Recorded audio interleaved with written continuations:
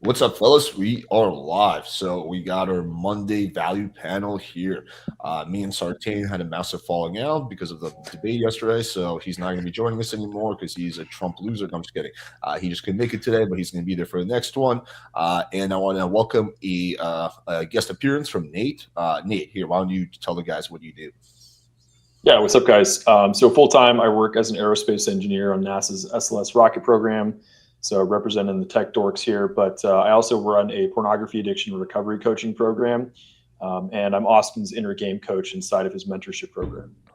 Why don't we start with that? Why don't we start talking about just quickly pornography addiction? Because that's not something I've ever actually really talked about here much. So do people, okay, so for me, I used to watch porn like everyone else when I was younger. And then like I started getting laid and then I stopped jerking off. Are there people who like legitimately can't stop watching porn, like similar to people who can't stop doing heroin or whatever? Absolutely, 100%. It is. I think it's way more common than most people acknowledge. How common do you think it is? So statistically, we know that, this number is just ridiculous if that tells you how little like good research has been done. Somewhere between 4 and 40% of men experience some kind of addictive relationship with pornography that persists after getting into a committed relationship of some kind. The numbers for women are obviously smaller, but in my experience, I would say probably closer to 40% of guys have a very problematic relationship with it that's going to require some kind of serious work to get it resolved. And then probably another 40% of guys are more in like the bad habit territory where it's like, I don't feel good about doing this, but I also can't put it down for some reason. Do you think there's a healthy way to consume pornography, like where you jerk off here and there to porn or whatever, but you're not addicted? I think it's a lot like asking, is there a healthy way to drink alcohol or smoke cigarettes? I don't think there is a such thing as like a healthy dose. I think there's people who have a relationship with it that never turns addictive. Just like somebody, there's people who obviously don't have problems with alcohol, but they still go out and drink on a Friday night. I think pornography is like digital sexual cigarettes, basically. There's one good use for porn that I actually found. It's when I'm driving and I'm like about to fall asleep and I just put on like big titty Latina gets railed and then just the audio of a girl getting fucked just wakes me up. Like sometimes I'm just blasting that shit and all I'm trying to do, I think I'm jerking off, but all I'm trying to do is not fall asleep. Nate was not prepared for this edge case. Yeah, man. And I'm not even exaggerating. Like apart. I swear to God, I do this like when I'm like falling asleep behind the wheel and it wakes me the fuck up. I've tried blasting like metal music. I've tried whatever, but nothing wakes me up like just a fucking Leela Star just getting railed. Bro, just get a Tesla. Bro, I'm stealing that. That is gold. I usually just play some music. Fuck that. Music is the first level, but sometimes you gotta go to the second and third level. Third level is just like watching some Japanese bukkake porn with like one Asian girl, and there's like 25 like old Asian men that come in the room, and yeah, but you don't want to go there right away. Nate is not laughing. He's like, just this disc. I love that Alex has a porn category of just can't go to sleep. We'll put this on. This is really, I swear to God, this is the only time I watch porn. The only exception is if I'm going to do like a podcast with like a porn star. Sometimes I'm curious. So I'm like, yeah, let me find out what she's like when she gets fucked before I interview her. But do some research. Yeah, but I haven't jerked off to porn in a very long time. So what's the process for recovering from porn addiction? It depends. So the first thing that I do typically when I work with people is I help them identify where they're at on a spectrum of addiction and dependency. So some people, like I said, what's that? Well, I mean, you haven't watched it in a while. I would say you're probably like a 1 or 2 out of 10. You're in a weird edge case of maybe dangerous driving potentially, but it's even more awkward when my dog's in the car because people think I'm jerking off with like my dog watching. That's the yeah. I'm like, does Rhaegar understand what's going on? I'm like, Rhaegar, stop. These guys tongue out like, yeah. Sorry. But yeah, so there's a big difference between somebody who has a bad habit or a mild dependency with pornography versus somebody who's legitimately in addiction territory. Typically what you see is people for whom there's a bad habit, just some basic lifestyle interventions, some coaching, getting them to start going out and forming real relationships, working on good habits, putting blockers in place, like some pretty simple things like that can be incredibly effective for them. Then there's people for whom usually they're very early exposure to pornography. So usually between the ages of like 8 and 12. And, some people drink coffee and, whatever floats your boat. But for a lot of people, there's a very early exposure to pornography. There's usually family of origin trauma. So they grew up in a family where there was a lot of emotional neglect. They never really learned how to process their emotions. And then they discovered masturbation and pornography, and their brain developed with it as a coping strategy for dealing with basically every emotion that they have. They also ritualize. It becomes a part of their routine with like going to bed or whatever. For people who've been watching it since they were really young, it becomes such a formative part of how their brain processes emotion that it becomes very, very difficult for them to quit. And they'll experience a compulsion to watch pornography, which is an urge that is stronger than their will to resist, and it persists despite mounting negative consequences in their life. Probably the number 2 reason people come to work with me is because they got into a relationship and then immediately started experiencing porn-induced ED. Or they're in a relationship and then they're like can put porn away for 3 to 6 months and then it comes back.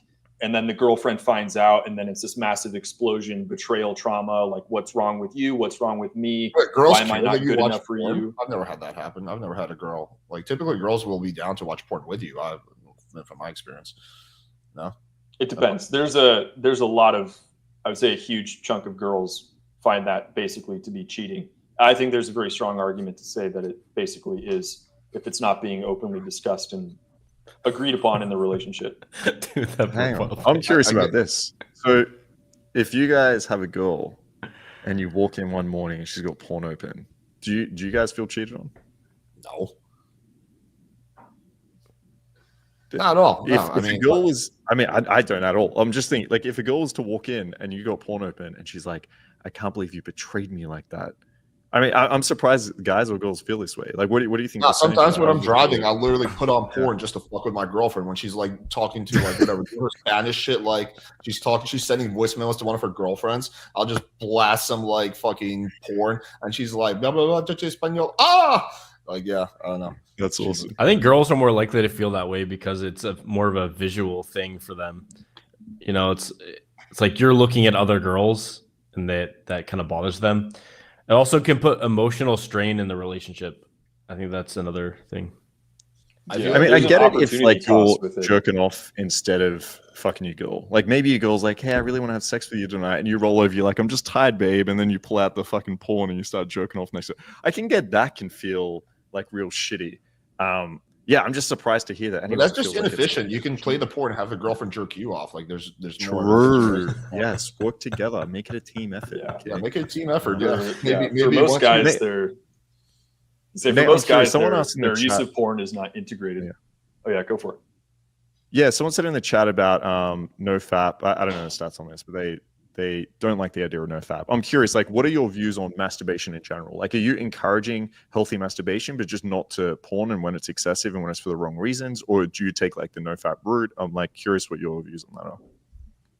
Yeah, so masturbation absolutely can be something that is in your life as a healthy element, but masturbation similarly can be destructive. If you are numbing the pain of not having a girl in your life by masturbating, and that's causing you to avoid actually going out and taking action, clearly it's not a healthy thing in your life. You're using it to avoid a necessary avenue of growth. So the framework that I use for people is something, it's very simple. It's called a 3-circle plan.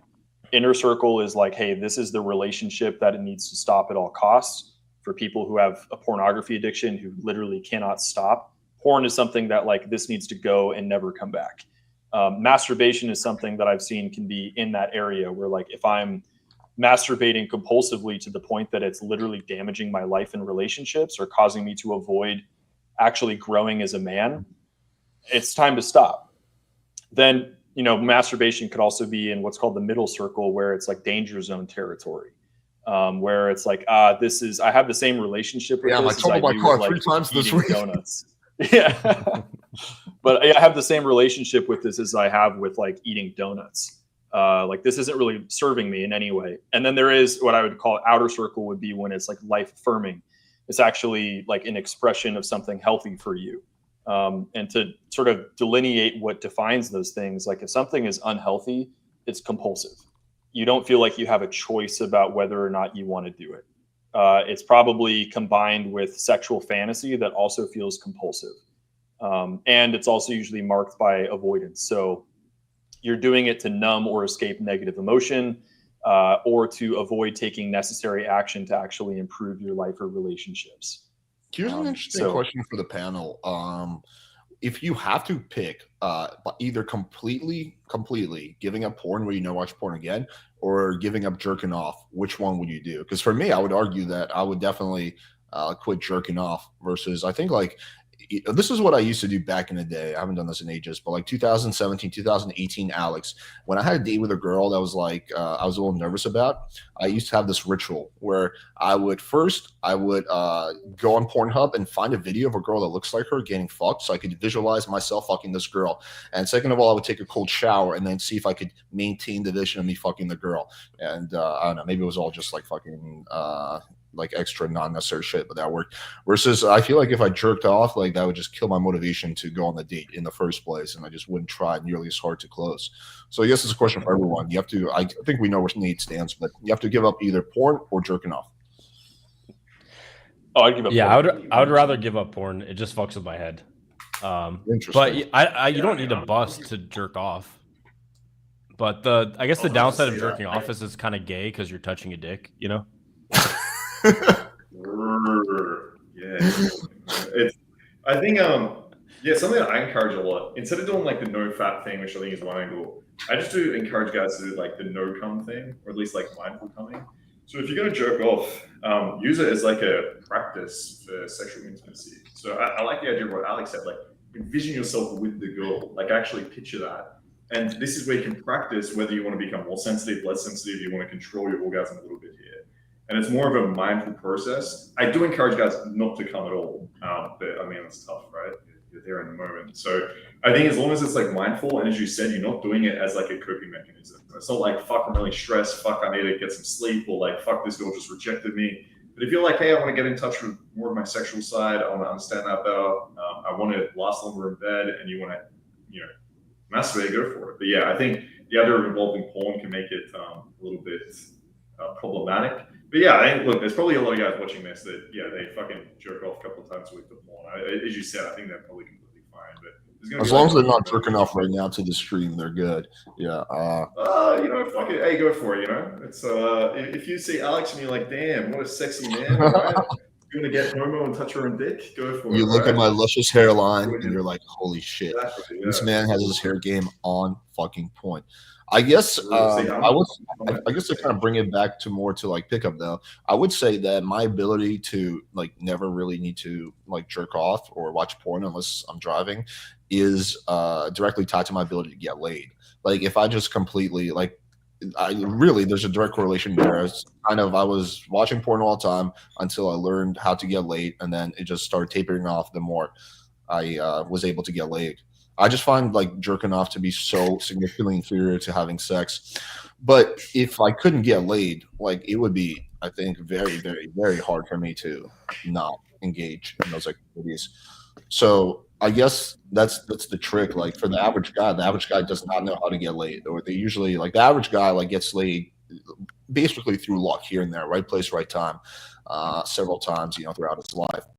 But I think that we do have a kind of unique advantage that we can all get laid pretty easily. What do you guys think?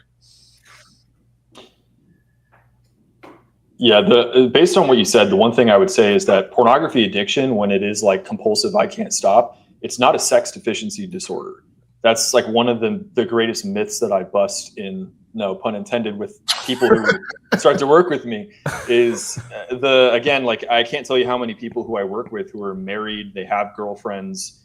There's no shortage of the opportunity for sex in their life, yet porn continues. For people who have a serious problem with like, I got my game to a better point, I'm going on dates, like there's opportunity and I still can't stop. It's because there's a deeper psychological, a little bit of a correlation. Like there's got to be at least a little bit of a correlation causation there, right? I'm sure there's exceptions, but like if you take I don't know, let's take 1,000 guys who are really good at game and can get laid whenever they want, and 1,000 guys who can't get laid. Like, when you say that like porn addiction would be much more common amongst the 1,000 guys who can't get laid? Oh, 100%. Okay. Yeah. I think it depends where it comes from, right? So if you have someone that is jerking off because they're lonely, right? They're lonely, they don't have any friends, they don't have Marcus, your audio is a any bit iffy. I just want to give you a heads up. Yeah, Marcus, your audio is not coming from your mic. You just have to change the what the mic is. Okay. Yeah, I'm big fucking with this. All right, give me one sec. This is Valley. No, I'm just kidding. We're gonna get this after Marcus talks. We're gonna get back to game.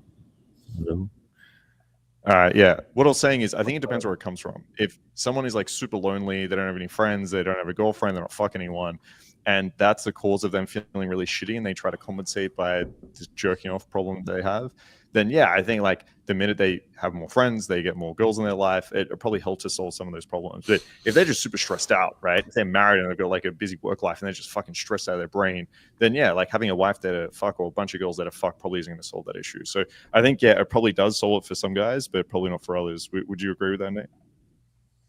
That's where I was starting out by saying that the first thing I do with people is identify where they're at on a spectrum of dependency or addiction. For some guys, it's like, damn, you're super stressed out and you haven't had sex with your wife in 6 months.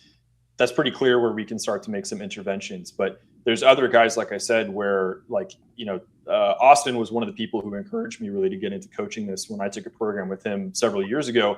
Because there's people who start to work with Austin and it's like, yo, dude, I need you to not watch porn before you come on this immersion program so that you actually want to go talk to girls. And then they show up and they're like, when's the last time you watched porn? And it was like last night. There's guys who cannot stop. And in those situations where they're literally, yeah. But in those situations, it's usually because it seriously is like neurodevelopmental. They've been watching it since they were 11. Their brain has wired in a way where it's become an integral part of how they process emotion.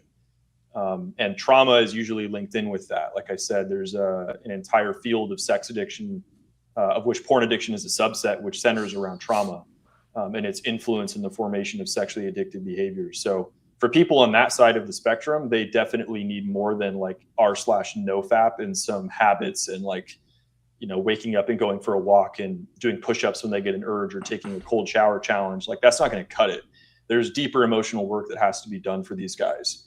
We're going to take a brief intermission from the nut busting, and sure. we'll talk about venue selection for night game. So basically what he's asking is, what kind of place do you want to go to for going out at night, and things that make the venue more or less optimal? And do you all night game alone or go with a group? So first, I'll talk about the venue selection. The thing that I look for is a fun venue that has a lot of people, a decent ratio of girls to guys, the attractive girls, and that it has separate rooms. I've just found when I take girls to when I'm in a venue and I can easily take girls on kind of like an insta date in the venue, it just allows for pulling so much easier because she builds more compliance and trust with me. And it's just honestly, it's way more fun. If I meet a girl and I can go dance with her a bit, and then I can go play pool, and then I can go sit down with her and get a drink, and then there's like an outdoor area. Like those venues are the best. The venues that I found to be the worst are like the cafeteria clubs where it's like everyone has their own little table. It's like hyper status oriented, and those just kind of feel weird, and they've been worse for game. And then, and I'd say actually, I'll just pass it over to whoever wants to go next for other things they like about a certain venue. The only other thing I'd say is if there's a street that has multiple good bars, I also like that too. So like Pink Street in Portugal and Lisbon, or like in Florida, there's a street where I live where it's just like tons of college bars and it's really good. People spill out into the street, so you can have interactions in the street, you can have interactions in the venue, and it's like this fun atmosphere. And I think generally fun is a better atmosphere to have to get laid than serious status and like look at me type of venues. Yeah, I'd say that you want to avoid high-end clubs unless you're like Michael Sartain or whatever, have access to like the VIP. Just where the music is too loud, where there's like a big line. Like I've never found those places to be the best for getting laid. In fact, I find the lobbies outside some of these clubs to Yeah. be better than the actual club from what I've seen. So that's the first Have you thing. ever I been to think Exchange in LA? no, It's no. like this. It used to be the former Los Angeles Stock Exchange, and it's like extremely loud dance club. And the best place to game there is like this lobby area next to the bathroom. It's quiet enough to talk to someone. Oh, I see. Yeah, like I personally avoid places where the music is too loud. I think We lounge. should also throw out some of our favorite venues. Like in Miami, I love the Wharf, um, and They're closed now, unfortunately. Toronto. I love this Austin, they place closed the wharf called. like a few years ago. Oh, they closed it. Wow. What? Yeah. Yeah, in Toronto, there's this place called Addison's Damn. Residence, and it was like this really cool kind of like loungy outdoor bar that had like fun game areas and like a dance floor area and like an indoor and an outdoor and like all these little corridors. And the other thing about the corridors is not just so that it's more fun to have different experiences with the girl. It's also so she doesn't feel slut shamed by her friends, and you can like make out with her in a corner. You can she kind of like forgets about her friends and just kind of gets lost with you in the moment. And I've just found it much easier to pull, much easier to build attraction. Yeah, the wharf closed in Yeah, that's 2023. It is a shame they got bought out, I think, by another company. Yeah, I would add. So, okay, before I was rudely interrupted, I would say that you want to also, if the weather is decent, go to places that are outdoors, like have like outdoor area at least. I find that the more people, I agree with Austin, the more people, the better. Generally, somewhere that's not trashy, and somewhere where the ratio is pretty good. And also, here are two big tips I would give. Number one is go out earlier. I think going out like 1 a.m. is just like it's just gonna be mostly dudes. It's going to be guys who just haven't gotten laid. It's just going to be not a good ratio and whatnot. But getting there actually like for happy hour is a massive cheat code. Like for happy hour, I noticed the ratio can be like almost 2 to 1, like two girls for every guy. And then the later the night it gets, the worse the ratio gets. But like going out around like 8 p.m., 9 p.m. is just like going out early. I think is just like huge that a lot of people don't realize. In terms of like whether to go out with friends or not, I think I prefer going out with friends. I've gone out by myself. I find it like kind of boring. I think it's good if you have like-minded guys, but it depends on who the friends are.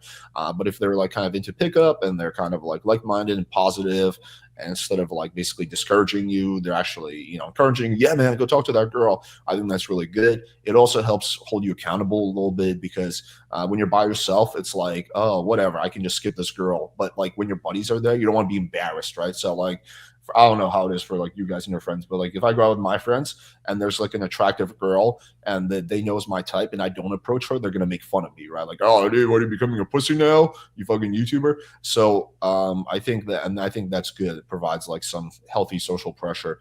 What was the other question? So yeah, I think it's also easier to find wingmen than people think. Like you can use any one of our communities. We have people from across the world. Austin's community, my community, Marcus's community. You can utilize that. Find wingmen in your city. Yeah, I guess that's all I have to say on that. Marcus.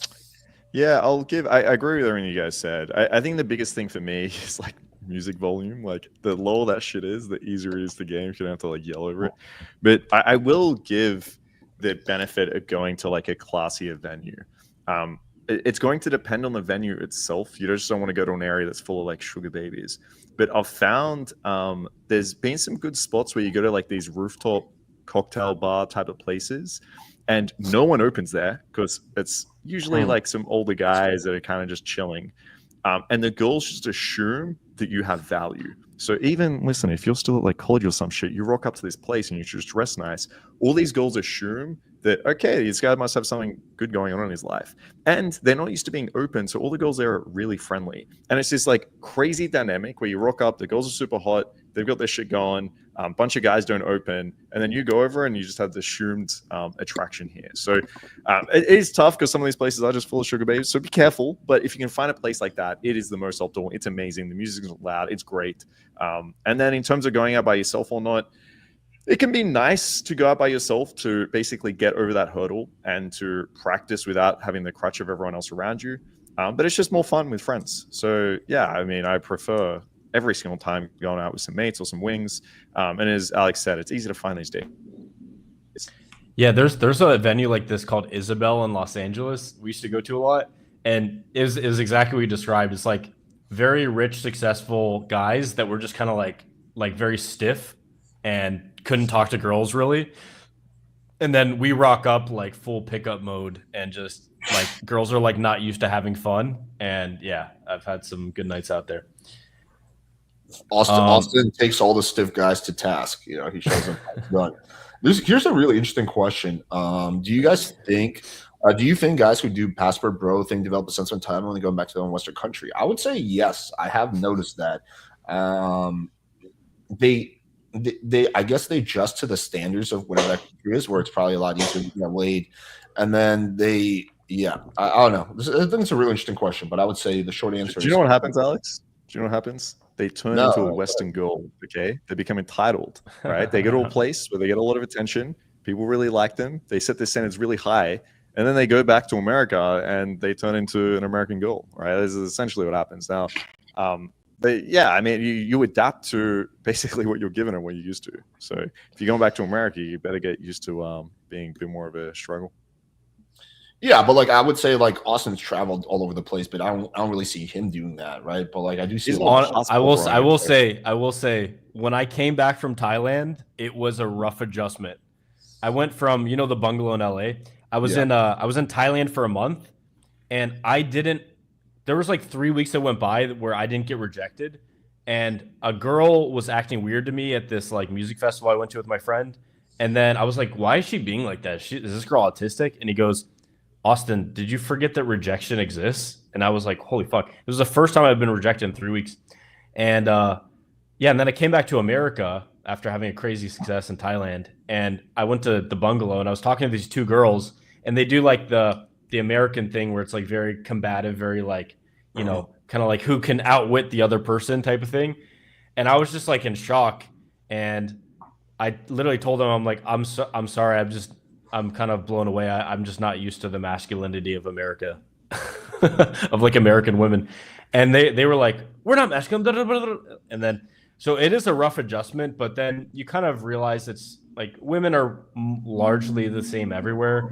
You just have to adapt to the cultural context you find yourself in. And yeah, when you go to different places in Asia that have like insane like penis arbitrage, it is kind of a rough adjustment coming back. Like, dude, when I was walking around Malaysia, it's like I'd say 50% of all women would look at me and stare. Like, I'm not super jacked. I'm kind of jacked. I dress really well. I'm kind of attractive, but like 50% of women just like staring at me and like smiling and stuff like this. It's weird. And then you come back to the US and it's not the same, but I mean, the same principles still apply. Like a girl smiling at me or looking at me isn't going to open the interaction for me. I still have to open it. But yeah, it is kind of a change. But people that view different countries versus the US, they're not viewing it. It's apples versus oranges. Like I feel like in the US and certain places in Europe, the quality of the woman is just going to be higher. You're going to generally find a woman that's smarter, has more cool things going on, understands jokes and cultural references. Like the quality, at least from my perspective, is much higher. So I'm willing to put in more work to get a higher quality woman than just like racing to the bottom of the barrel, which is what a lot of guys do. It's just like, let's go to the easiest country and the easiest city. And then like, it's like, you don't need to do that. Like it's a difference of putting in like 40% work versus putting in like 70 or 80% work. It's like you ultimately fuck the girl at the end of the day. And oftentimes in Asia, it actually takes a little bit longer to fuck the girl. Sometimes they're not like super DTF, like especially in places like Japan, like Japanese girls can sometimes be very prude. So I don't know. I could talk about this for 5 hours, so I'm going to stop talking. But I would say one thing in defense of, sorry, Marcus, go ahead. No, go for it, bro. I was going to say one thing in defense of like Western girls is that I would personally never feel comfortable getting into a serious relationship or marriage with a girl from a third world country. I've seen a lot of that not work out. Like the guy imports the girl and then it just falls apart. Like if you're with a girl from a first world country and you're not leading with your wallet, like, you know, she doesn't want you for your fucking citizenship because she already has one. Versus if it's like a girl with a third world country, like it's just I don't know. I feel like I would have that like a little bit of a doubt in my stomach, no matter how well I screen her, that maybe just maybe there's a chance that she has at least somewhat ulterior motives. I don't know. Yeah, no, I Fun was about to fact: say that. the I feel like a average lot of guys, person travels to 4 countries in their lifetime from America. Isn't that crazy? The average American doesn't have a Americans passport, don't but yeah. travel for it. Yeah, it's yeah. I was gonna say, like, a lot of people hear passport bros as this magical land that you go to this country and then suddenly like all the girls love you and want to fuck you right away, and they all like. It's not like that. Like, you go over there and you have more attraction. Like, the extreme example, as Austin said, like, there's some Asian countries you go to, and just because you're white, people want to get photos with you, right? But yeah, for the most part, you're probably going to be giving up something. Like, I find I much rather have a conversation with like an Australian girl or an American girl than I would like a Polish girl, to be honest, on the average. Because Polish girls, like, the culture just isn't as aligned as much. The humor isn't aligned as much. Sometimes there's a little bit of a language barrier. Now, they're obviously much more attractive. And usually you have like a high level of value just at the beginning. So there are things that are easier, but there are things that are more difficult. As Alex said, right? Like, they tend to be more conservative. So it's going to be harder to be more casual or close earlier. And also, like, if you are going over there to find like a wife, then yeah, there's a lot of difficulties there. Like, hang on, is this girl just after me for the American passport? Is she after me for my money? Like, what is the go here? So yeah, I mean, it is easier to build attraction, 100%, but don't just go over there blindly thinking it's, you know, the answer to everything. Like, if you have really shitty game and you've never been with a girl before, and this is your first girlfriend, then you're probably going to fuck things up, and it's probably going to be an awful power dynamic. So yeah, it needs more work than just like getting a passport and going somewhere. Yeah, that's true. I think you need to have a baseline of game. And like, if you have a complete dog shit Tinder profile, it's still gonna be dog shit. If you have a decent profile, it will perform 5 or 10x better. But you need to have a baseline of game. And in fact, I would say the consequences for fucking up in a third world country could be more dire. Like, in America, it could just be like you getting rejected. In like Colombia, it could be like you fucking getting robbed or even like fucking killed. If you're just having no social skills. So yeah, like, if you're a guy in America who has very poor game, I like, don't just like, oh, I'm going to travel and it's going to be okay. Like, you should build up some level of game in the first world country. And that's actually when it becomes like, that's what, like, I think all of us have an advantage because we learned game in the first world country, in a Western country. And so we had that solid foundation when we travel to third world countries versus if you just start learning a third world country, you'll never be able to compete in America because you're just going to be like, you're not going to learn nearly as much. So I think that, yes, for like us, it's really easy in third world countries or whatever. But a big part of that is because like we already did game at like whatever, like 90% effort. It's like playing a video game on like hard or nightmare difficulty level, and then you go to like, you just like play the easier medium mode again. Yeah. Yeah, exactly. You feel like you have superpowers. There's this black this guy says, I am fucked. A lot of women don't want to see me after Trump won, as I was voicing my opinions for Trump. There's this guy called his black dude, his name's Scam Likely. He has the funniest, like, he meets girls through like Craigslist, the sex offender registry. He like finds girls on the sex offender registry. Oh my god, that's evil. I love it. What, yeah, type this Scam Likely. It's the funniest Instagram for you guys that know game. How do you access the female? So what he did, he saw his friend like posting stuff about Kamala, and he's like, bro, what are you doing? And he's like, oh, I realized like he's doing that to like attract the baddies, but like secretly he's voting for Trump, but he's gonna like voice that to like yeah, stand against women's rights, blah blah blah. So although that's what you should have done, bro. So the sex offender female registry is genius. I am actually really curious, like what exactly is the website that you go to? Oh, dude, he also uses Facebook Marketplace and shops for TVs, and because he can see the woman taking the photo in the reflection of the TV, and he hits them up, and then it's like, yo, but you're pretty cute though, and then just starts chatting with them. Dude, I'm gonna definitely check out this IG. But I would say that girls can kind of tell when you're being like fake and you're pretending to like something you're not. So like maybe like superficially it'll work, but like on a date, like if you start like bullshitting, like I feel like a lot of girls can see through that. It's just my opinion. I don't know. Okay, let's. Yeah, I mean, this guy should have just supported Harris. From the get-go. Listen, I voted for Harris and I got laid that same night. All right, this is the one political point I want to make. Alex said Here we 80 go. to Here 90% we go. chance of Kamala winning. I said 80. didn't You say said 80 to 90. I was wrong. Yeah, I was definitely wrong. Oh, man. Well, fortunately, there's I always teach next. There's always next time. and don't teach polling or whatever. Okay, let's see. What else do we have? Okay, this is an interesting question. Can you speak about how a normal guy living with a long-term girlfriend can sustain attraction years down the line? A lot of guys say you should not live with them as degrees of attraction, etc. I've never really. Who are these? A lot of guys saying not to live with your long-term girlfriend. I don't think she'll lose attraction, but I do definitely think it can decrease passion over time. And I think there is like a.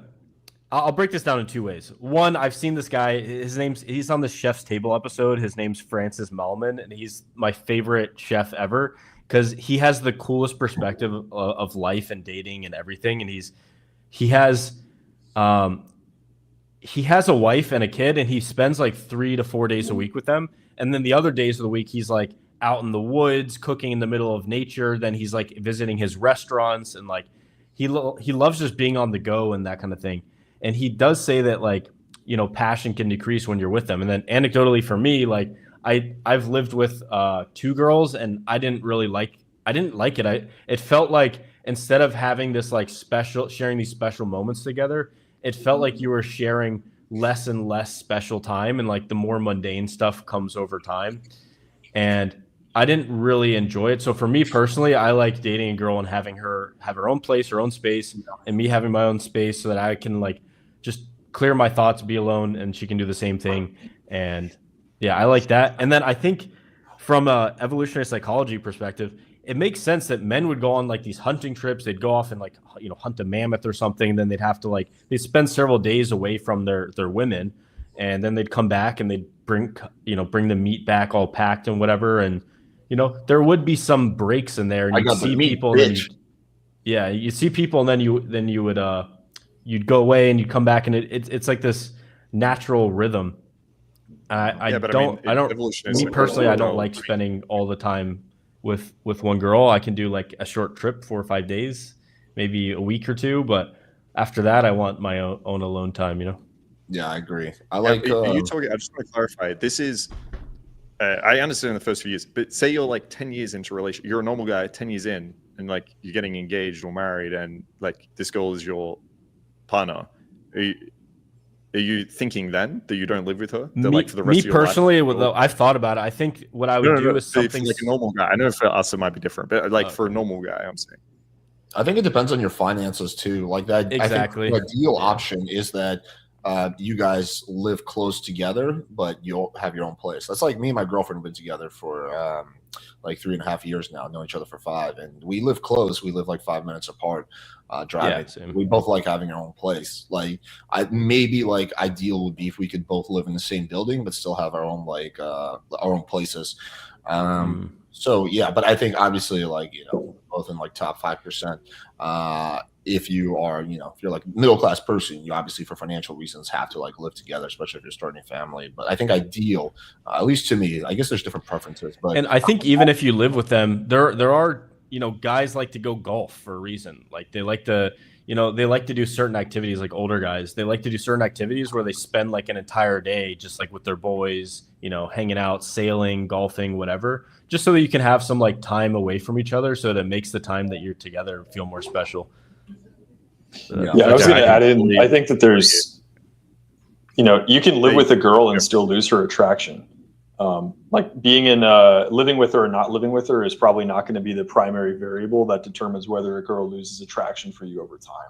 I think he's asking like the guy losing attraction, not the girl losing attraction. I thought he meant the girl losing attraction. I thought he meant the guy. Okay, never mind. Yeah, well, to speak to, this kind of flows both ways. I work with a lot of people, obviously, whose relationships get shitty. And in fact, I have a female one-on-one client right now who's divorcing her husband. So I've gotten a lot of insight into relationships getting shitty and ending. The primary thing is just that both or one party in the relationship stop being independent and they stop growing. They're like one of the biggest killers of relationships for guys is when your purpose is the relationship. You're trying to feel good enough, and getting into the relationship is the thing that you're telling yourself will give you permission to finally like yourself. So you get in the relationship and then you stop growing and you get comfortable, and then the girl just totally loses attraction. I think that healthy space and independence and staying focused on actually pursuing growth and a purpose that is independent of the relationship is essential.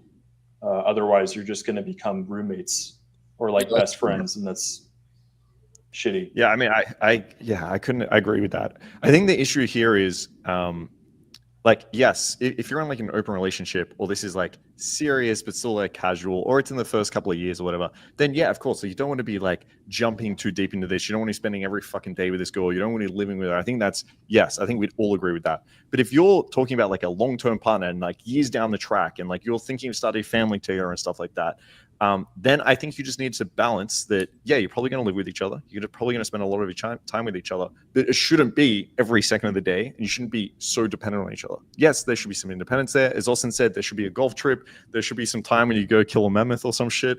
You should have some time away with it. You should have your own friends. You should have your own like social circle going on. And there are ways, as Nate was kind of mentioning, you can sustain attraction with a girl, right? Don't become fucking completely needy and just listen to everything she says and never set any boundaries.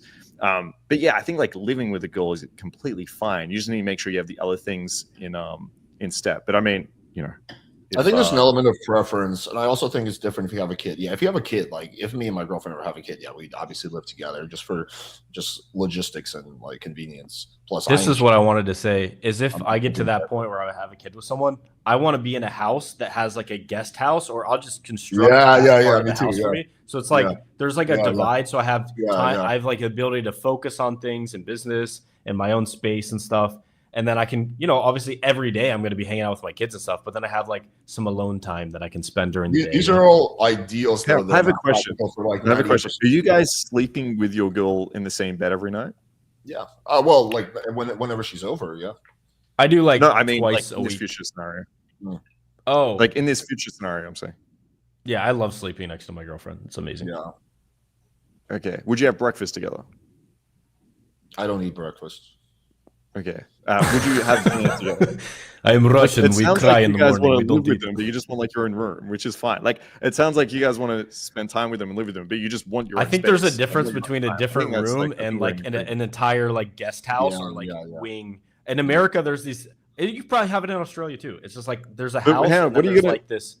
There's like and obviously put the woman in the guest house and what I'm asking is, it sounds like you guys are probably going to like. She's probably going to go to work if she's working. You're probably going to sleep in the same bed. You're probably going to have meals together. Like it just sounds like the times in between you want your own space, which could be established for guys that are listening at home that don't have like fucking 3 houses. Is like for the normal guy, yeah, they can just have their own space, right? Obviously, like with unlimited money, yes, like we'd have like a. Marcus, you don't understand? Okay, me and Austin just want to live together. We don't want to live with girls. It's not gay. Yeah, dude, we're gonna do our sacred seed release and our bro bonding together. I'm noticing something. Okay, this is a male-only stream. We're talking about touching our own dicks. Next conversation is how we live with the boys. We don't want to be around women. Okay, what stream have you guys got me on? What's happening? This is the grinder stream. But I agree with Austin. I think it's all just comes down to preference, honestly. Like I also like having my own time. And actually, it's funny that you said the guest house thing because that's actually I've also envisioned that in my mind. Like, yeah, if I have like $5 million, I'll just buy like this massive mansion where there's like a separate thing. But that's funny. It doesn't even really have to be a mansion. Like if you just get your own land and build a house on it, like you could just construct like that as you could put that in the plan for the house. Building a house, I'm not gonna live. Yeah, I guess my point is there's a difference between kind of having your own time and space and not sleeping with the girl at night, not having meals with her, living separately, and then meeting up as if you're dating, which it doesn't sound like what you guys want. It sounds like you just want your own space, but if you have a lot of money, that space is going to be very big. It just kind of. I would do that after I have kids, but before I have kids, I want my own apartment. Yeah. Yeah. Okay, that's fair. Yeah, I guess like what I'm viewing this as is not our preferences, but what we would tell like the normal guy. So we have like 100 students. These guys are like someone like, yeah, I want to get into a relationship. I want to have like kids in the future. Like, hey, should I be living with my girl? It's like, yeah, probably, right? If that's where you're going, if you've been dating for years and years and you look if you're planning on having kids, then I think living with her is a good first step. But outside of that, I would be cautious against advising that. Like, All right, live with the boys. All right, we're starting a house together. Okay, the panel, the boys. All right, I'm in. well, because it's like if you have like a falling out with your friend, like that's and you're living together, all right, you guys just ignore each other, whatever. One of you, but it's like a little different when it's like you. Marcus, it's like Project Hollywood. What's But Project we Hollywood? we can move off this. I think we spent a little too much time on this. All right, easy. Okay, so let's quickly address this. Aren't your priorities backwards? You're broke and focus on getting girls. This is like the red pill thing where it's like, yeah, get your money in order, then you focus on girls. I think if you're like fucking can't eat or you're like basically homeless broke, then yeah, probably focus on that. But I think you can like focus on like growing from middle class to upper middle class or like starting a business while you're also picking up girls. I mean, I know I did both at the same time, so I don't think you have to like pick one. And I think the problem is if you prolong it too long, it becomes an excuse, and it's like, oh yeah, when I hit 7 figures, that's when I'll focus on getting girls. Oh yeah, once I just sell this company or whatever, and it just Once my becomes, social skills have atrophied over a decade. yeah, and then your social skills just atrophy, and then you're rich, and then you just get like taken by some like fucking sugar baby who out socials you or whatever. I don't know. I will say this. I think you have certain times in your life that you are primed to do certain things. Like when you're young, that's the best time to like put on muscle and meet girls. When you're in your, 40s and 50s, that's your like prime earning potential where, you can make the most money. So I think there's different times of life that you should focus on different things. And I think generally you should focus on meeting girls early in life because it helps you build your social skills, which is going to help you in every area of your life when it It's also comes gonna down help to you make business, money. Yeah. psychology, making money, meeting a partner. And actually, I think it's much better to focus on making money when you have a girl that you're fucking. Because if you're not fucking someone, you're just going to be jerking it and you're probably going to develop a porn addiction. And it's like, it's better to at least have a fuck buddy or a girlfriend when you focus on making money. And also keep this in mind. Oh, I think it's like every Forbes billionaire has a wife and they made most of their money after they got married and it didn't affect their earnings potential getting married or having kids in a negative way. So I think that idea is kind of silly. I do think there's an advantage to focusing very deeply on work and like saying no to other things for a short period of time. Like Alex Ramosi calls that a season of no, and I think that's important for like 1-2 years. But yeah, I also do think it's super important to and most people are not going to have to do that because most people are not entrepreneurs. Most people don't need to grind like 120-hour weeks.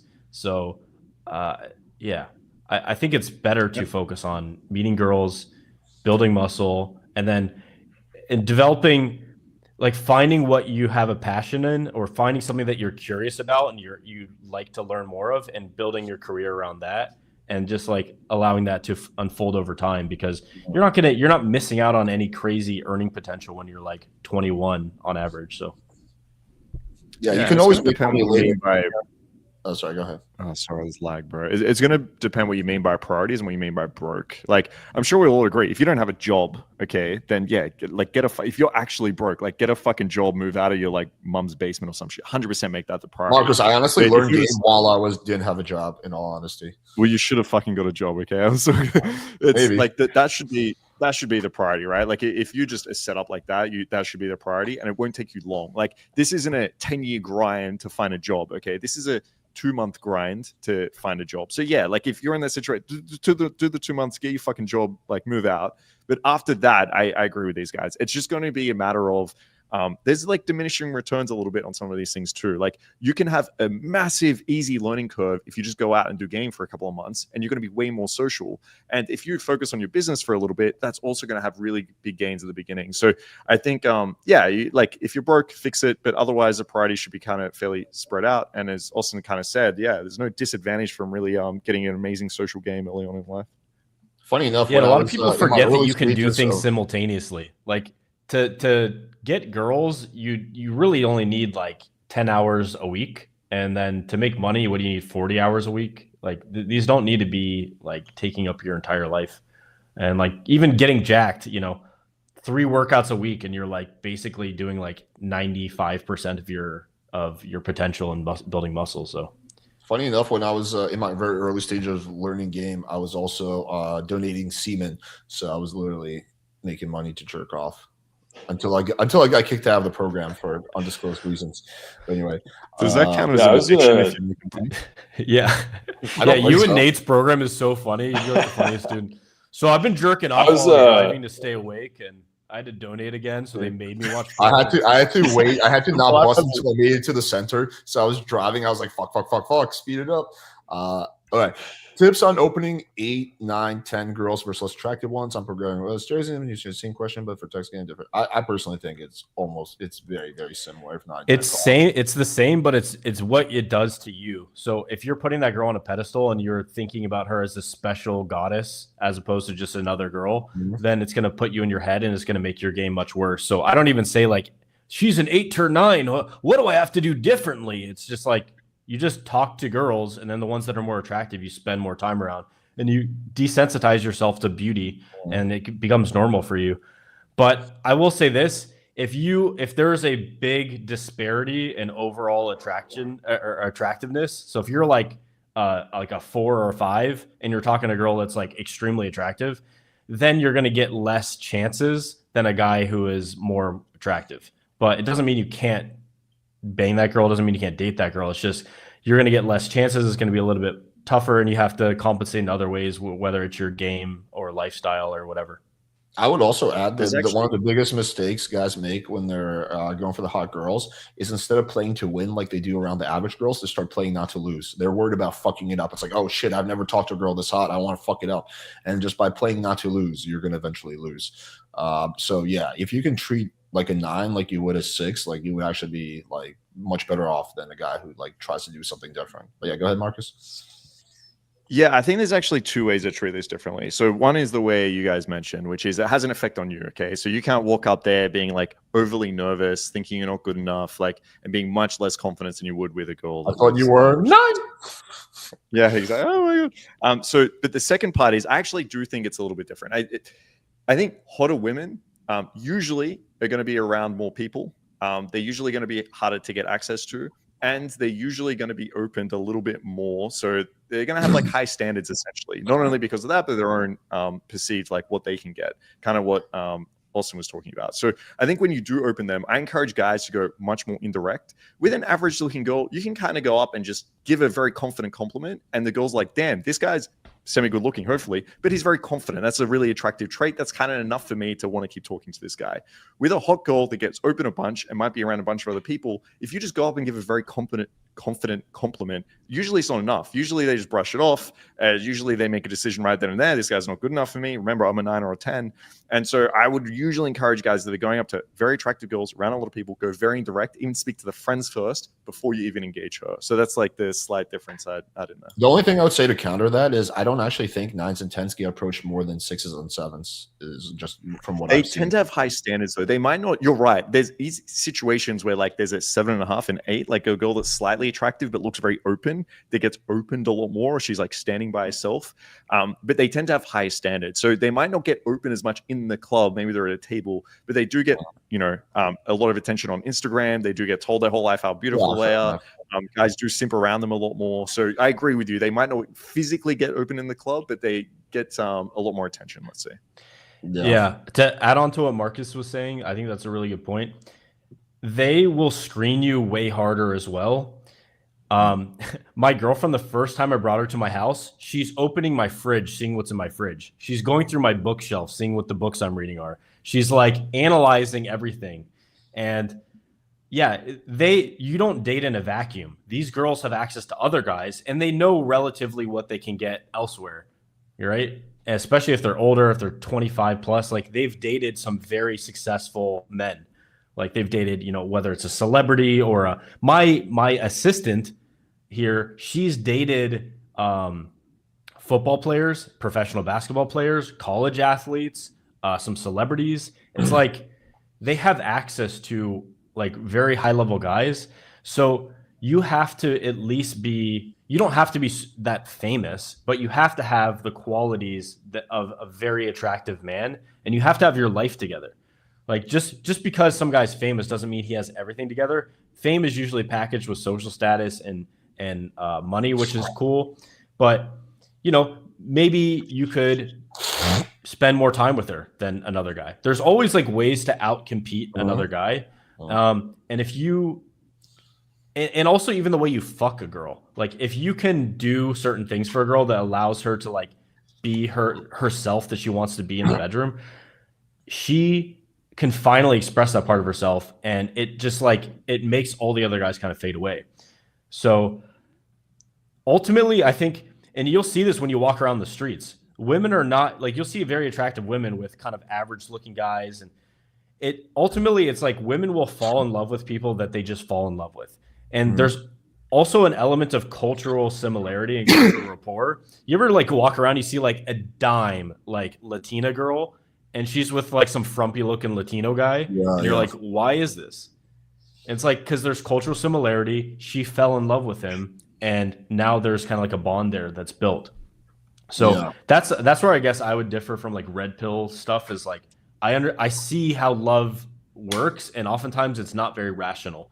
You know, it's not always this is the most attractive guy I can get on paper, but it's like, who do I have a romantic connection with, and who's my like heart lighting up for, as gay as that sounds. But you know, attraction is emotional, it's not logical. Gay. Hot gay. This is I guess a different question. Do y'all believe the mystery method is ahead of its time and certain concepts still apply today? No, I think it's actually backwards for a lot of things, but it might have been ahead of its time. I'll let Marcus go. Like, I know Marcus, you probably have a good take on this. Yeah, I think like a long time ago, it was probably ahead of its time. Yeah, the fact that it might have been like the first guy that kind of came out and said, okay, there's a system here. Okay, don't show too much interest. There's a way to demonstrate that. Hey, we want to build like some, you know, trust and sexual compatibility, and like we move this forward. And like, I think a lot of things there were kind of probably ahead of its time, I guess, or maybe the first person to kind of come out and teach these things. But I mean, right now, this thing is still back like fucking 20 years ago, whenever the fuck this thing came out. And a lot of the concepts have kind of, in my opinion, it's very clear they don't work as optimally. Now, it's better than just anyone doing anything, right? 100%. But to say it's optimal in any means is completely ridiculous. Like, none of this is evolved, adapted. There's a lot of things in here that just don't work. Yeah, well said. What is Austin doing? Was he doing Probably some choking pull-ups? off. Eating, yeah. But yeah, you basically said everything I was going to say. That was quick. Sorry, guys, just had to bust one out real quick. Yeah, all right, Daddy's back. Nice. That was quick. You look so awake as well. It really, you know, keeps you awake. Damn. Okay. Yeah, efficient. But I agree with what you said, Marcus. It's kind of like you like learn how to play basketball in the 1950s with the strategy of the 1950s, and it's like, yeah, this is good. It gets the ball in the hoop, and like, you know, it works kind of, but like the strategies have evolved over time, and there's much more efficient ways to score and play basketball. It's kind of like that. It's like, it was a good approximation of the truth. And they say ahead of its time. It was just like the next step and the next iteration. He formalized a lot of things that were going on in the community at that time, and I think it was very good. However, like, dude, the over-reliance on routines, I think, is bad. I think you lack the connection and chemistry that you can build just by being more of yourself and letting your own personality come out. And I think that makes you internalize this idea of like, I'm not enough. I need to use external things. And I think it's okay to have some optimized lines here and there, but I think 80% of your interaction should just be like off the cuff, building attraction, chemistry with the girl, just like based on who you are. And I think you have the best interactions that way. And then I think the idea of negs, which came out of the mystery method, I think that framework where it's coming from is bad, which is the girl is up here. She's a 9 or a 10. I need to neg her to get her down to my level because I'm a piece of shit. And then we'll finally be on the same level, and then I can connect with her. Versus just using like different ranges of expressions and teasing a girl and assuming that we're on the same level and we're just having fun. And I'm teasing her because it's fun, and that's how, you know, men and women are supposed to interact, versus like trying to strategically lower her value or something. So is that how they describe the neg? I thought that was just Yeah. People would shit talk about it. Is that No, Jesus? Austin nailed it. Yeah, it's like if he was much better off, he called it teasing. Teasing is good, but yeah, the way Yeah, because I Austin like the nailed idea it. of She can the come way down I to my see level it. where I'm a little worm. Yeah, the idea is that the girl's Yeah. like, she's up here and you want to bring her down. Yeah, Jesus. I mean, the way I see it is you're bringing yourself up. Like, instead of coming across as this very desperate, needy guy that sees her on that pedestal up there, is that you just treat her like a normal fucking person. You tease, you joke around, you disagree, and it puts you like, hey, this guy, okay, he's not seeing me as like this magical prize. I didn't know they actually said like, okay, do this and bring him down. That's fucked. But anyway, maybe not. The I exact I do words, agree but- with he has the 3 stages of seduction. So it's attraction, comfort, and seduction. I disagree with the comfort, but That I think is the 7-hour actually rule is kind of silly. Or was Yeah. it 7 hours. Yeah, or he less? said you need to spend 7 hours with a girl Yeah, I think that's to just have not sex with enough. her, and then anyone who's had sex with a girl in under 15 minutes knows that it's a little bit shorter. It can be a little bit shorter than that. So Yeah, Mhm. a lot can be a lot short. But yeah, I've actually talked to Mystery about like the 7-hour rule. He like sticks by that. I was like, well, given that like you've traveled around and you've seen some shit and you've seen a lot, do you maybe have a different perspective on the 7-hour rule? And he's like, basically like, nope, still think it takes 7 hours to. He doesn't say it takes 7 hours to have sex. He says it takes 7 hours to have to have sex in a way that is going to make the girl like likely to come back. Which again, I think that can be. And I know why, bro. I had a chat with fuck, I'm gonna forget the guy's name right now, but one of his coaches. We had a discussion recently, Dexter. and I realized, yeah, exactly, and I realized why this happens. Right, it's because basically, anytime they've had sex with someone in a short amount of time, they haven't built anything up. Right, you're gonna remember their structure, which is we're just gonna sit here and chat and maybe have some DHV monologues where it's not even involving the girl. To Austin's point, there's no chemistry really built there. And then they just like have sex. So it can feel, I guess, like very empty at times. And if they don't have good sex or they don't like manage it afterwards, then yeah, like I can see how in their framework and the way they're doing things, the way they counteract this is just spend a lot of time with a girl. So anyone that like basically is willing to go through that stage, they're filtering them out. Anyone who's willing to stick around for 14 days, okay, then okay, of course they're going to want to see you again.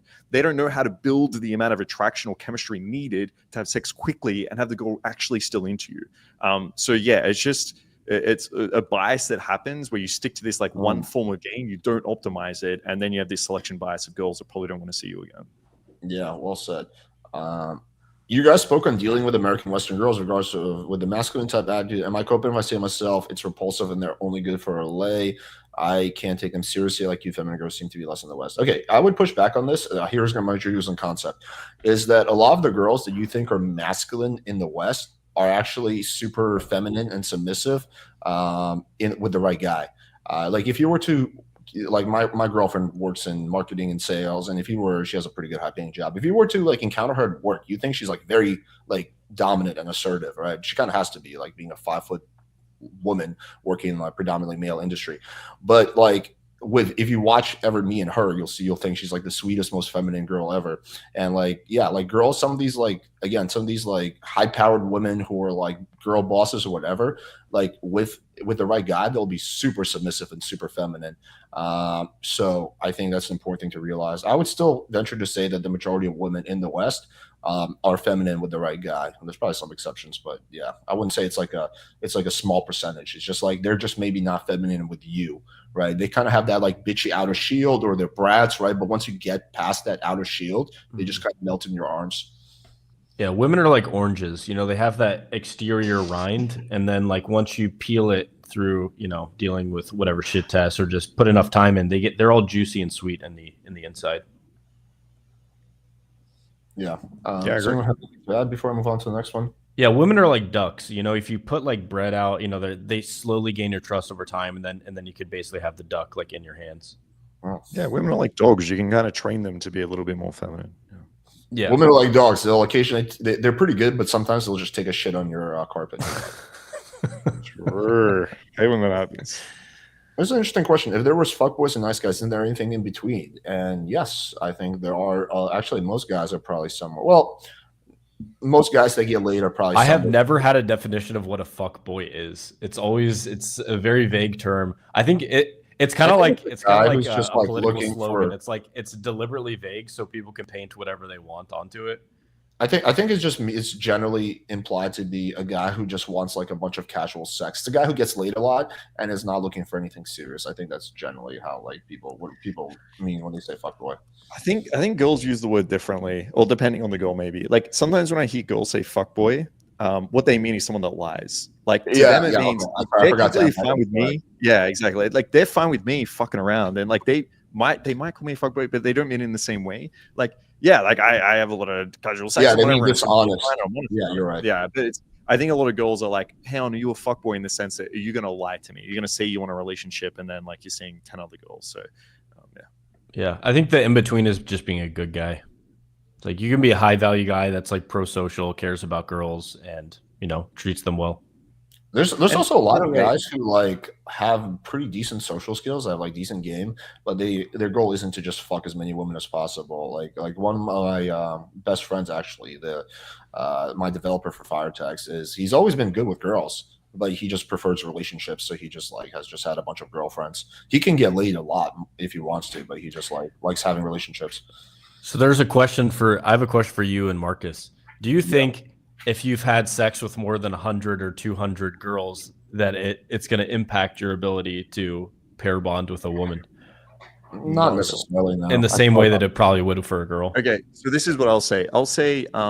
It might be a correlation causation thing. So I think guys that might find it difficult to pair bond might tend to fuck 100, 200 girls. So if you have a very like avoidant attachment style, or like, the idea of a relationship is like repulsive to you, then yeah, you're probably the type of guy that's going to go out there and sleep with 200 women.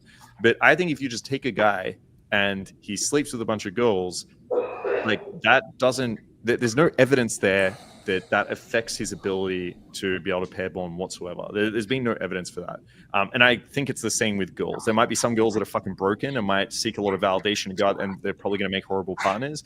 But just the fact a girl sleeps with some guys, I don't think now decreases her ability to like connect with anyone. From my personal experience, I actually think it increases the ability. Like I think I've learned a lot of things from my experiences that allow me to connect with people on deeper levels. So I don't believe in this idea that it like fucks up your chances or ability. I think I might slightly disagree with you. I think for guys, no, like it doesn't need to. Like I would say that I'm extremely pair bonded with my girlfriend, and I've been with like hundreds of girls. For girls, I'm sure there are girls who have high body count who are capable of good pair bonding. But I would venture to say that a girl who goes out and has sex with hundreds of guys, she is either number one, seeking validation, seeks validation through male attention. Number two is that she has some kind of emotional trauma that she's trying to fill through sex or just attention. Or number three is this would be the other one is that she's just really novelty driven. She just loves the novelty of sleeping with another guy. I'm not talking about double digits. I'm talking about like triple digits, like 150, 200. And so I don't know. Like I don't think I've ever met a girl. But again, to my point, she was like that before sleeping with her. Yeah. My point is that is who she is. It's not like that you didn't make her. Yeah, exactly. Yeah. Exactly. I agree with that. I think like it's a red flag if girls have been like, I've slept with 300 guys. There's probably a reason they're going against social norms so strongly, or they're seeking. Yeah, I agree with that 100%. Yeah. I just So don't here's the follow up question: what would the optimal situation be like for your future wife? Would it be that she's slept with 3 guys and they were all long-term relationships? Would they be just 3 guys that she saw casually for a bit? Or would it be like it doesn't 30 or it doesn't matter? This is such a small variable on what I'm looking for in a girl. It doesn't fucking matter. Now, again, like big red flags, if she's a virgin, I'm probably not going to want to date her, okay? Or if she's 400 guys or something, I'm probably not going to want to either. But as in like most girls you meet, it's going to be the average. It's going to be like 6 guys or something, and it makes no difference if it's 4 or 8 to me, or like 15 is a little older. Like it's such a small variable. What I'd rather think about is what were those relationships like? How is she like with me? How is she around my friends? Do I get along with her? Is there chemistry? Like if I met an incredible girl and then she's like, actually, I slept with 9 guys, and I'm like, oh fuck, I met someone last week that was 6. I think I'm going to choose her. Like it's such a stupid concept to me that. Yeah, I would agree with that. I would say I don't even think there's a big difference between like 6 and 16. Honestly, I think it's just. I don't think there's a difference between 6 and 600, really. Well, Well, like to be fair, I mean, we joke about that. To be fair, like Oh the no, the girls in the Australian OnlyFans internet. space or escorting space. Like I've met women that escorting that have slept with probably more than Gmov, and they're actually really cool, awesome girls. But it will be the exception there. I think like it's a red flag. You should think about it. But yeah, I mean, I don't think any of these things are going to rule it out. Yeah. Yeah, but you would never like get in a relationship with one of those girls, right? Like a serious one. Probably not. But my point is, like, you can meet girls with incredible, like, high leg Yeah, they counts. can be super still, like, cool. awesome. Yeah. I know some girls with high body counts that are like And super. do you know what? Maybe I would, right? Maybe there's a possibility there I would. But yeah, it's just like it's a red flag. But I think the reason I want to clarify this is I think people demonize this so much and they think about it so fucking much, and it's all that obsessed with their fucking mind. And they meet a goal, they're just desperate to find out if it's like 3, 5, or 8, and it's just like, dude, just settle down. Just base it off everything else. And yeah, there might be some red flags, but just chill the fuck out. Yeah, and I think a lot of times there's comes from insecurity. What'd you say? I was going to say there's an intergame student who's been working pretty much with this exact same issue, and one of the things that I've been talking with him about is that most guys use this number thing as a proxy for what they really care about, which is a girl's sexual values and how she's likely to treat sex and commitment inside of a relationship. And part of the thing to realize, right, is like there's girls who get married, they've only slept with one guy and they cheat. There's also girls, like, it's kind of infamous, right? If you often hear like some of the most ride or die girls of all time are strippers. There's not as tight of a correlation between a girl's sexual values and the likelihood that she's going to be a loyal, amazing girl and the number of guys that she's slept with as most guys think there is. What you should really be caring about is like, what are these girls? What's her sexual values? Does she seem like she has good character? Is she trustworthy? Like using just the number thing to control what, like, a girl's past is having so much power over whether or not you decide to be with her, and you're overlooking what actually matters. I think guys need to. Yeah, I think like the more interesting metrics would be to screen for would be does she have here are they. Number one would be, is she able to maintain long-term friendships, or is she always like having to get new friends? Like, what is the longest friend that she has? Does she have any friends that she's known for 10, 15 years? And if she like doesn't, then that's a red flag. I think number two would be, is she constantly jumping around jobs, or is she able to like maintain a job? Number three, what is the longest relationship she's ever been in? Her body count may be 10, but if every single one of those was like 1 month or less, then that's potentially something. And also her relationship with her family. I mean, there are obviously exceptions, like some girls get abused or have bad parents, but assuming that's not the case, like, yeah, the relationship with the family, I think, is, and it's not specifically the dad either. It's just the dad, the mom, just like the whole family, I think, is a factor. But yeah, I think those are probably more important metrics to look at. You guys are saying to be yourself, but the guys like we waffles are lending toward incels. How would you guys? Yeah, I never actually say be yourself. I don't think anyone on this panel does. My advice is to be the best possible version of yourself.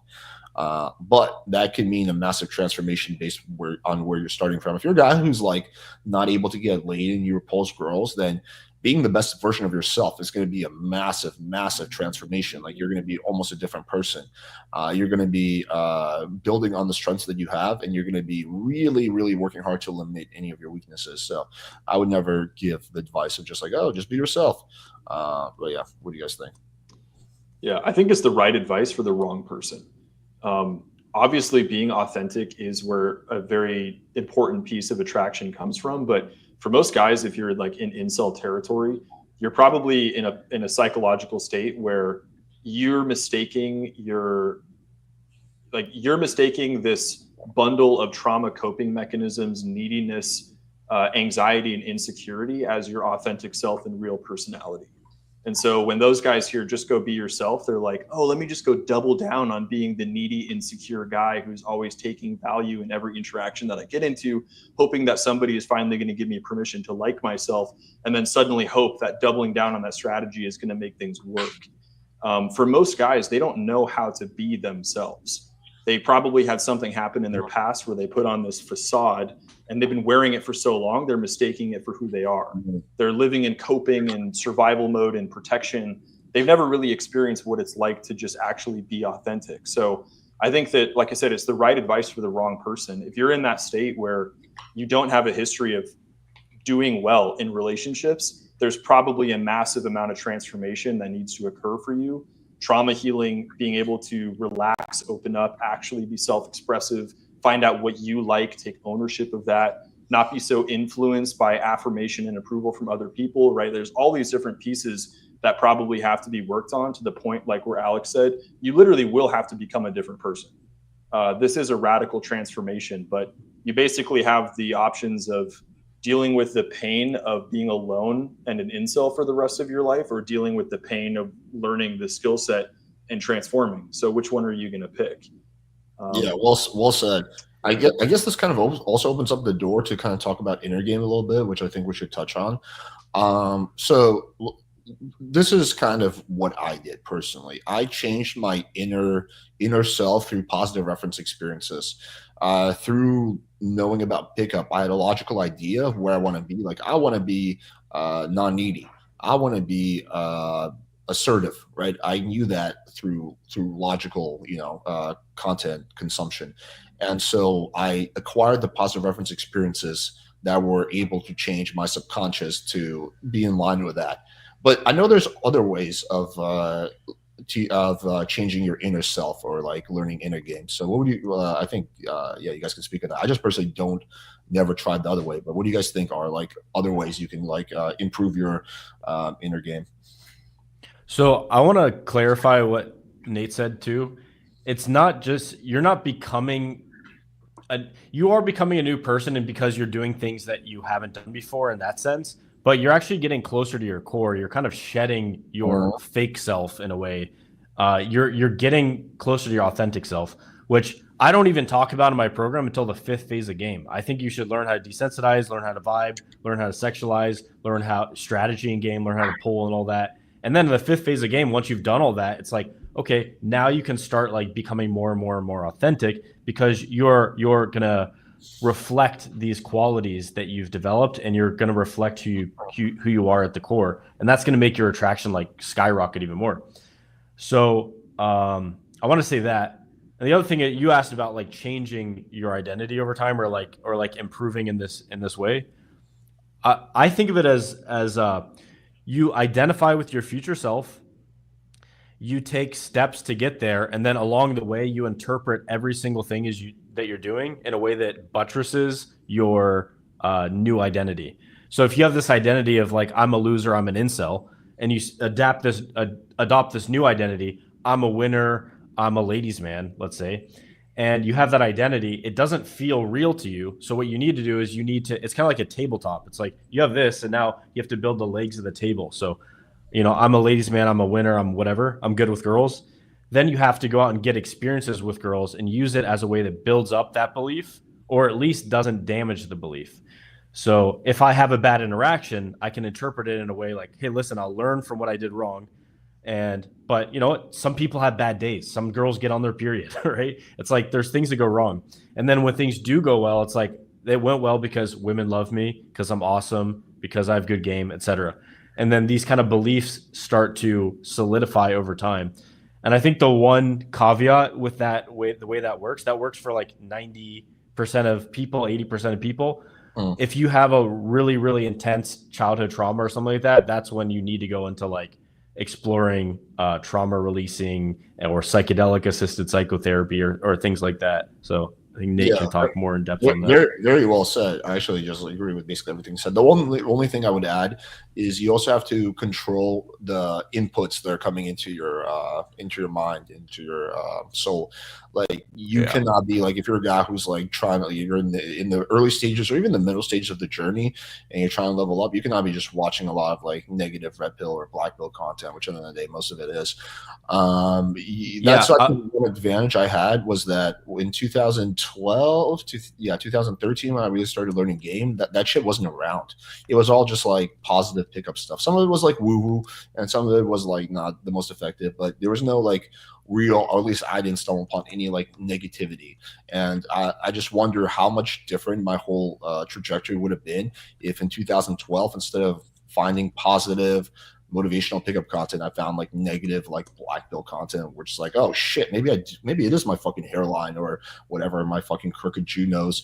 So yeah. I wanted to say this is so important for people to hear. I was reading this book called The Status Game. It's one of the most important books about how humans work that I've ever read. And basically one of the things he says in it is you will do or believe whatever will gain you status within a group. So any group that you're a part of, think, what is the action or belief that will gain me status in this group, and ask yourself, is that a good thing? So like I play Ultimate Frisbee. The thing that gives you the most status in that is like laying out for the disc, or like sprinting really hard and laying out, which could be, it's generally pretty good. It's pretty healthy for you. However, when you think about it like a red pill group or a black pill group, what is the belief that's going to make you, what are the actions? The actions is being a victim, and the mindset and the identity is like being negative, complaining. That's going to rise your status in the group. Like the biggest complainer, the one that has the most like the most I guess solidified complaints is the one that's gonna win. Yeah, think about like what happens in a red group. pill group or black pill group. If you're like, hey, I went out today, I met a pretty cool girl, we vibed. I feel like my game is getting a bit better. I was Yeah, but she's probably ran through, dude. her. She's probably I got her phone number. I think it's a pretty good. We set up a date. I think it's pretty good, bro. She just wants you for your money, bro. She's a time waster, bro. Like, yeah, like think about the feedback you're gonna get by sharing that story. Yeah, so it might make sense for you to completely leave those groups, at least temporarily. Just tell yourself, like, I'll spend 3 to 6 months outside of it and do a trial. Be like a mad scientist and test things in your life. Yeah, I want to add to this. The way I see it is kind of, combining basically the way you guys go about it. So I think the way I see it is you have thoughts and beliefs that are going to affect your emotions, they're going to affect the actions that you take, right? And all of these like circle back on each other. So what Alex did basically is he took charge of the actions. He went in there and had really good positive feedback for girls, and then that affected his thoughts and beliefs and his emotions. But you have to be careful here. If you're going to go out and do the action thing, I think RSD was big on this, right? Just go out and do like 1,478 approaches, and it's going to make you feel better, and you're going to have better approach anxiety. Like it's going to be solved. Well, the issue becomes when you do the action, you need to control that narrative. So if you do the action, you go speak to a girl, and then like we were saying, you have the positive aspect, which is like, that's awesome. That's really good. You're going out there, you're learning. Or you have the red pill aspect, which is like, see, another girl fucking rejected you. So you got to be careful. Action is really important, but it's got to feed back on the right mindset. Then the last point I'll add, when you're creating the mindset and belief, it has to be something you actually believe in. If you sit there and you just tell yourself, I'm a really attractive guy and women love me, and you don't believe it, and it's not true, the other part of your mind is going to overrun that. And basically all that's happening in this process is you're reminding yourself, I'm not good enough. Hey, I'm really hot. I've got a six-pack. Well, if you're fat, your mind's just going to remind you, hey, you're fat. You don't have a six-pack. So find beliefs you can start with that you actually believe in. So it could be like, hey, all right, I think I might be able to go out and at least get some good reactions from girls. And at the very worst, I'll go out, get some bad reactions, and that's things I can learn from. So now when you go out and you get that bad reaction, you weren't going out with this expectation of I'm going to fucking kill it. It's like the mad scientist perspective. I'm just going to go out and I'm going to see what happens, right? Oh, look, there's some things I can improve on, and I will, and I'm going to get better. And over time, I'm going to get really good at this. And right now, in the meantime, there were some smiles, there were some laughs, there were some good reactions. And so I think like believing in things you actually believe in, building up on those, finding the experience to prove yourself right, and then thinking about the actions that you take and actually feeding back into the mindset. If you do that over and over and it becomes a skill, all right, this is something you have to think about. It doesn't just happen. If you go out there and make it a skill like you do with game and everything else, then you will build incredibly strong in a game, and it's going to help build attraction from that. Yeah, I think there are two things that you guys Nate, just said that were so you should important. mention the installing as the default. That's what I was gonna. The installing as a default? What do you mean? Yeah, I actually got this from you, but I teach it now. It's basically like you basically need to hold that mindset and those actions for a long enough period of time that they become installed as the default. So like your default changes from I'm a black pillar, I'm a incel loser, to I'm a ladies' man, I'm awesome, I'm good enough the way I am, you know? Yeah. I mean, repetition over time. Alex Hormozy, I think, put this the most poignantly in that quote that he has, where he said, confidence is having a stack of undeniable evidence that I am who I say I am. There is an integral part of this with the installation of belief that has to come from experience. You have to experience that the beliefs that you're practicing in the world actually lead to good results and are true.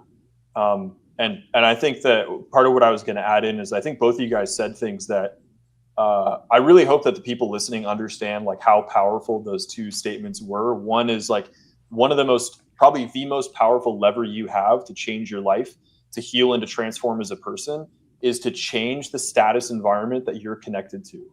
You want to connect to a status environment where you are forced to increase status by doing good things, not by becoming more of a victim, not by blaming and externalizing all of your problems onto other things, right? Like lowering your agency to gain status is not an environment that you want to be a part of at all.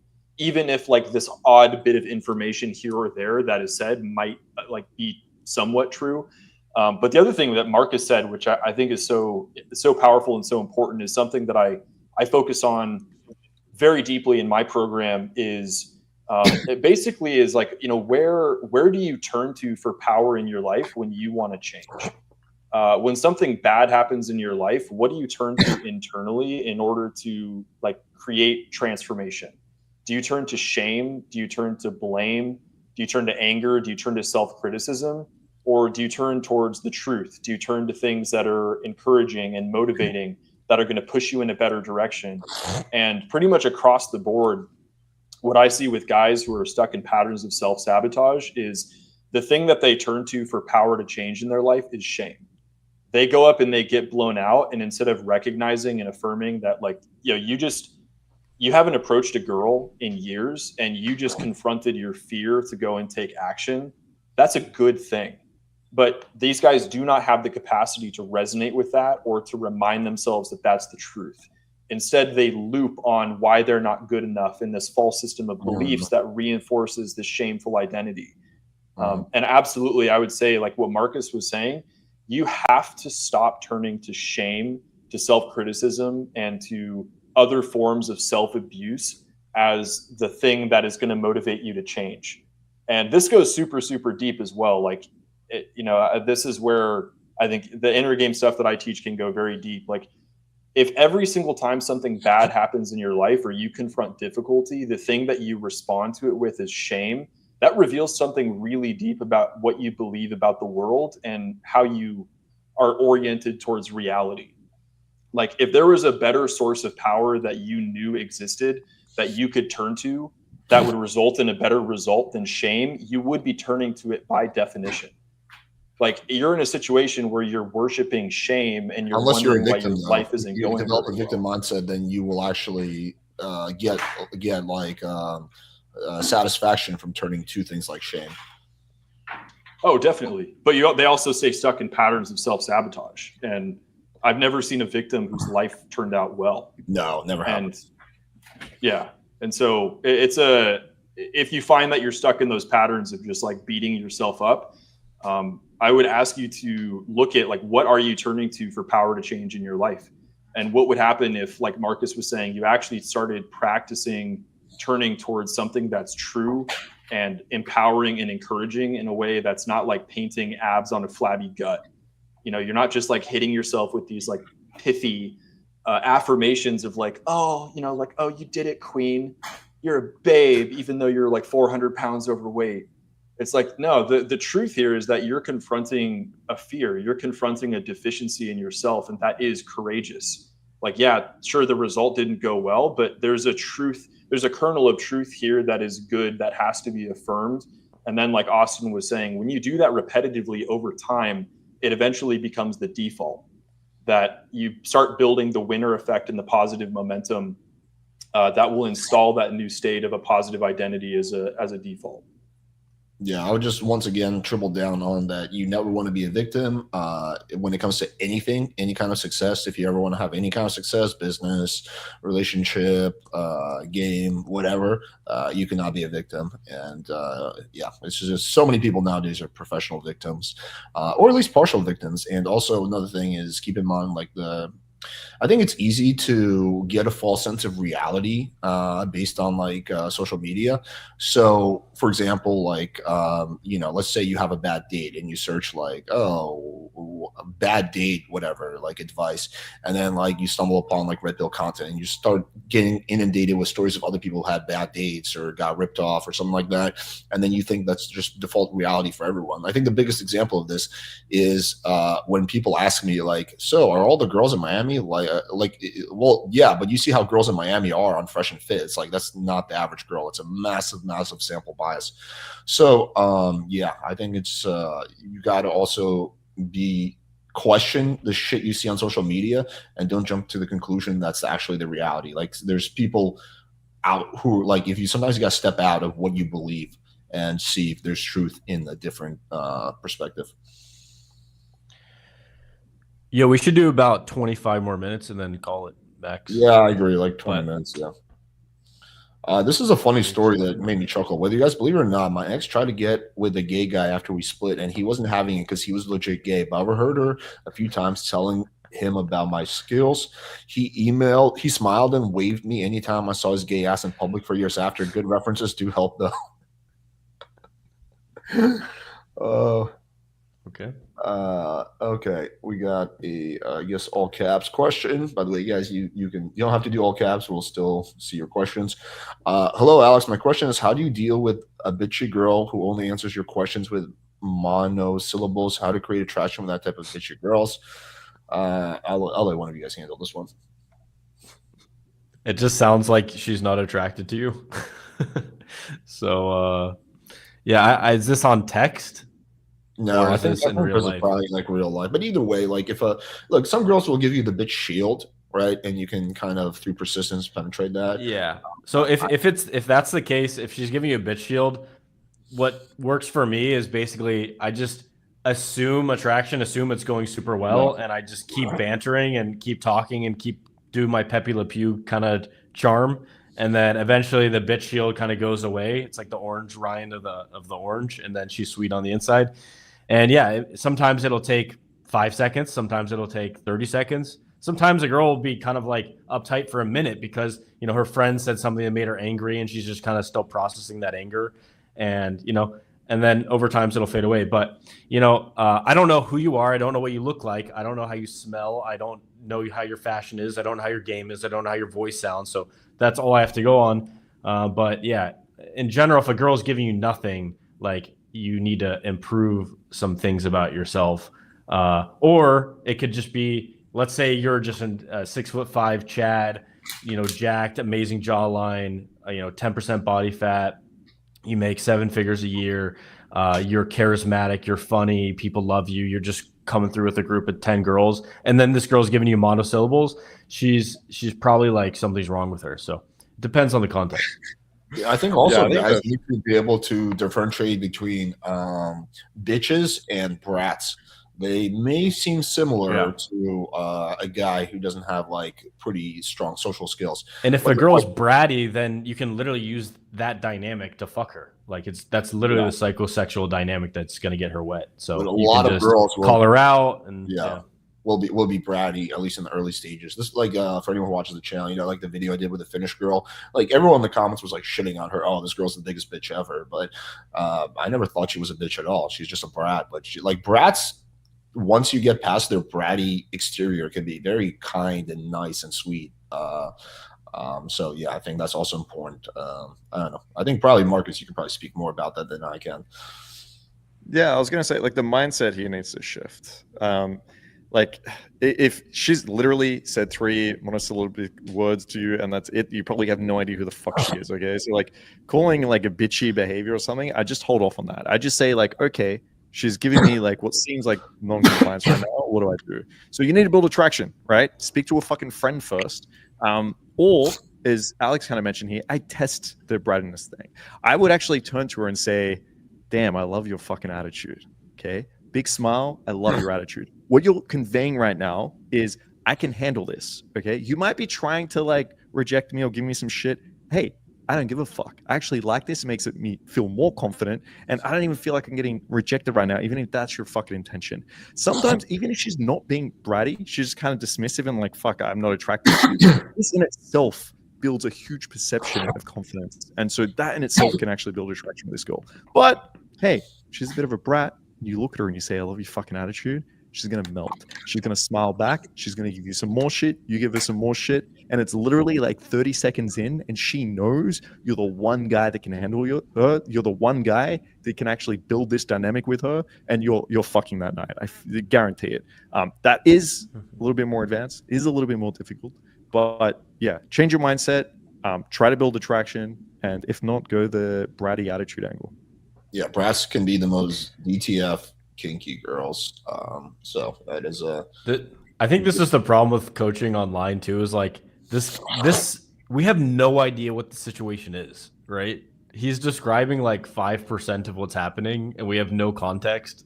He's like a Palestinian in Gaza, and he's talking to like an Israeli soldier, like, "Hey, can I please have some food?" Yeah. No, but like we haven't eaten in like 3 months. No, oh fuck, like I don't know what's going on with this girl. No, I'm just kidding.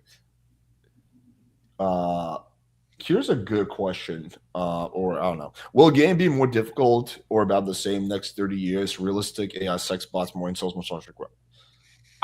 I think it'll be the same, is my opinion. Dude, it's going to be way easier because the AI sex bots, they're down to fuck, dude. They're programmed to please you. Imagine they're not. Imagine they give you like fucking attitude and shit, and people like we become AI bot coaches. So people come on, they're like, "Yo, so this AI, man, I don't know what to do about it." We're like, "Fuck, okay, this is that'd be hilarious." Yeah, I think it's going to get easier in the sense that everyone else is probably going to become just a little bit more isolated. They're probably going to be less social. They're probably going to used to be online. So if you go out there and you fucking say hi to someone, you're probably going to see 10 times more confident in 30 years than you do right now when you do it. I saw this right after COVID. This was massive. Before COVID in Sydney, girls were bitchy, okay? They were used to getting approached a lot. They were giving a lot of attitude. They were more dismissive. They acted more entitled. Then 2 years of fucking lockdown in Sydney, no one was allowed to leave their house. You go out after that, girls were nervous. They were super nice. They were receptive. So I think there's probably going to be more of that in the future, I imagine. Yeah, you guys went crazy on the fucking lockdowns. I remember reading about that. We don't fuck around, all right? Yeah. I don't have this up right now, but there's a thing. It was like top 100 trends. Like it was from this book called "It's Getting Better All the Time." One of the authors' names is Simon, and basically they break down all these trends about how life is getting better all the time, and there's like 100 trends that prove that. But they're the opposite, like the antithesis of that book is called "Civilized to Death." And actually, I know where I have this. It's called "Civilized to Death," and the top 10 trends of that about how the world's getting worse is that we have a loss of community. So people have fewer and fewer close friends. There's chronic stress. Everyone's diet and health is pretty bad. Work-life imbalance, so people work too much. Environment, mental health crisis, inequality. Yeah, disconnected from nature. But yeah, like just that one, loss of community. People are more isolated, and they're more.